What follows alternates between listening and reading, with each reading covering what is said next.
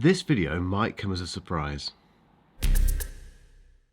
I review loads of headphones on this channel, but there's one pair that has always stuck out among any other, and that is because they're one of the most expensive noise cancelling headphones on the market. When you bear in mind they're over 3 years old and the manufacturer has never offered any discounts. They don't have a proper case, you can't turn them off, they're very shiny, very heavy, they're the laughing stock of the headphone market. They are the AirPods Max. They're also the most overdue for an update of any Apple product on the market at the moment. The big question is, should you buy AirPods Max in 2024? Now, as noted a moment ago, I do have an issue, which is I review lots of different it's a nice issue to have, but I review lots of different headphones. That means that I never stick with one pair for very long. So my experience of headphones is very different to that of a consumer. So I thought, why not just use the AirPods Max properly for a month? Don't touch any other pair of headphones, just use these as though I'm a regular consumer. I did that and the results are fascinating. But first, a quick word from today's sponsor.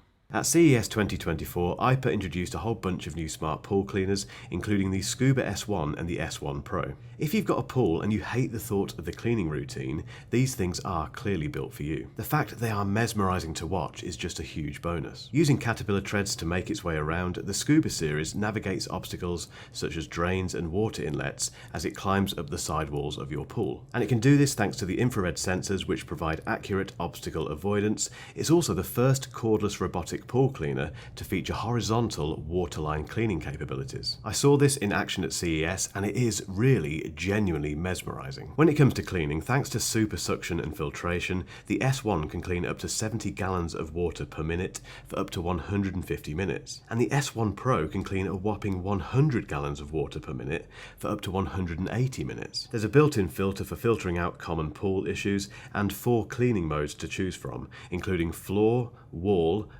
and wall, and periodic cleaning. Basically, this thing does everything for you. Everything can also be controlled via the app on your phone, with a base station that floats on the pool surface, serving as a waypoint between the Scuba pool cleaner and your smartphone. And on that app, you can select the cleaning mode, you can view real-time reports on your water's health, and manually pilot the device, all from your phone. To find out more and for a full list of feature differences between the Scuba S1 and the S1 Pro, just click that link below. Let's start with the good stuff about AirPods Max, and one of my biggest complaints about these when they were first launched was the fact that you can't turn them off. And that meant they had terrible standby time, so compared to all the other headphones that I review, these would run out of battery when not used far quicker. And yes, you put them into this stupid case and they apparently go into a low power mode, but even that didn't seem to matter. However, there has clearly been some kind of firmware update over the last year or so that has completely fixed this problem. And as a result, these perform perfectly well. In fact, they perform better than a lot of other headphones on the market in standby. Therefore, and I can't believe I'm saying that, I'm going to say this a lot during this video, I cannot believe I'm about to say that the absence of a power button on AirPods Max makes sense. Right, let's talk about the case. And if you're a regular on this channel, you'll know that I spent most of 2021 throwing this around this studio. It became a bit of a skit. I went overboard with it. There was one point at which I threw it and it went down the stairs and through the basketball hoop downstairs. It all got a bit silly. But the point was, this is not a headphone case. And I still think it is utterly daft and offers no protection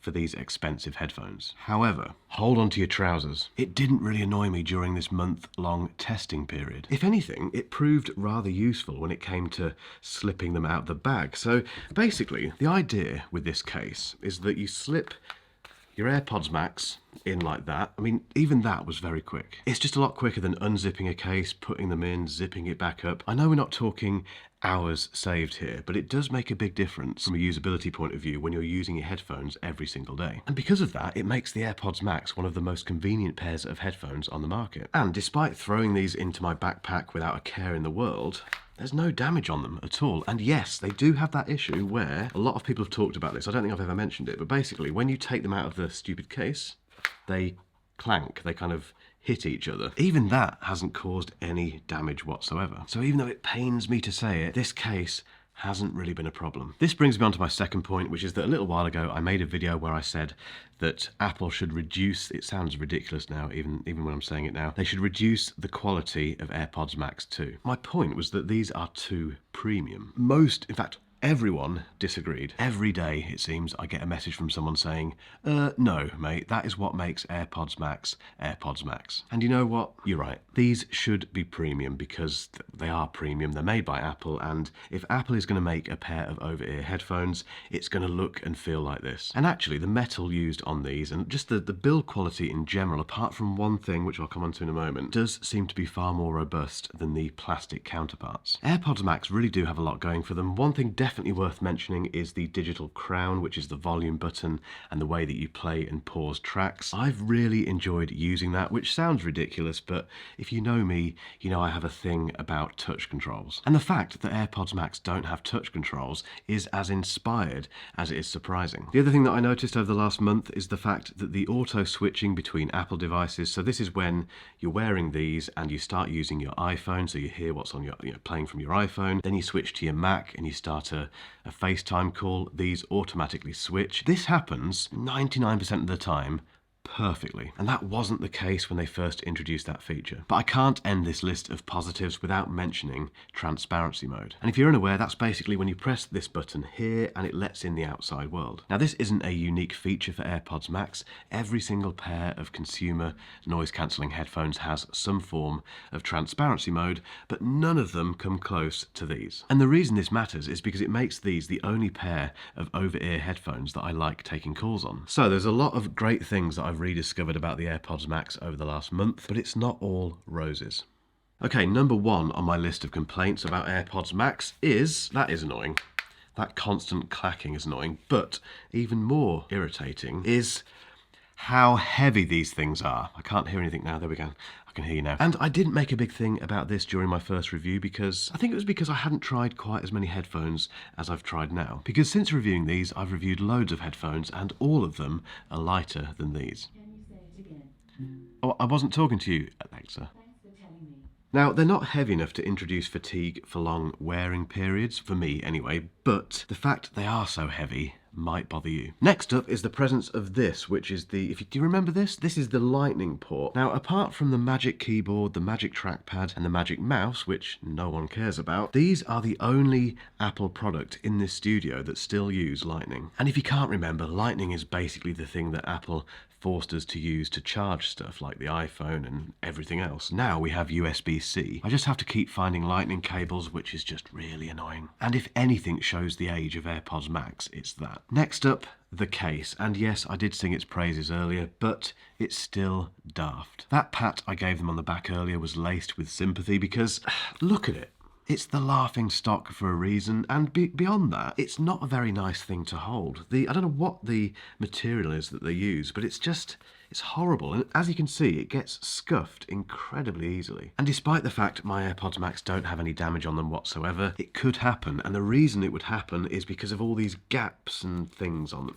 It's just stupid. At the very, very least, it should be a charging case. Imagine if this was a version of the AirPods Pro case for the AirPods Max. That would be very cool, it would be very useful, and it would remove some of the silliness and the laughability of this. So, for one last time, and on the subject of battery life, I wish these told you how much battery they have remaining when you put them on your head. Bose headphones and Bose earbuds do this, and it is so useful. And yes, I know you can add a widget to your iPhone or your iPad, or I think your Mac now as well, and see the battery life of these on those widgets, but that's a faff. I think you can also ask Siri as well, but Siri. However, one of the most surprising downsides of AirPods Max, having used them for a month, is the build quality. And no, it's got nothing to do with this lovely aluminium, it's actually the canopy. And if you weren't aware, that's this kind of mesh material that sits on top of the headphones. So when you put them on your head, that is what rests on your bonds basically, and is supposed to make them very comfortable. And to be fair, it does. However, clearly over time, the rigidity, if that's the word, of this canopy starts to fade. I'm not the only person to notice this, and as you can see, it just goes a bit floppy. It sort of loses its, like I say, rigidity, and as a result of that, it makes them less comfortable over time, because if I put them on my head now, the canopy depresses more, and I can feel these struts, whatever these things are, pressing against my head. And yes, I'm bald, which doesn't help, but regardless, there's lots of bald people out there, and if you are follically challenged, this could be an issue. And when you consider that I've used my AirPods Max relatively lightly until now, that's rather worrying. And this brings me on to my conclusion.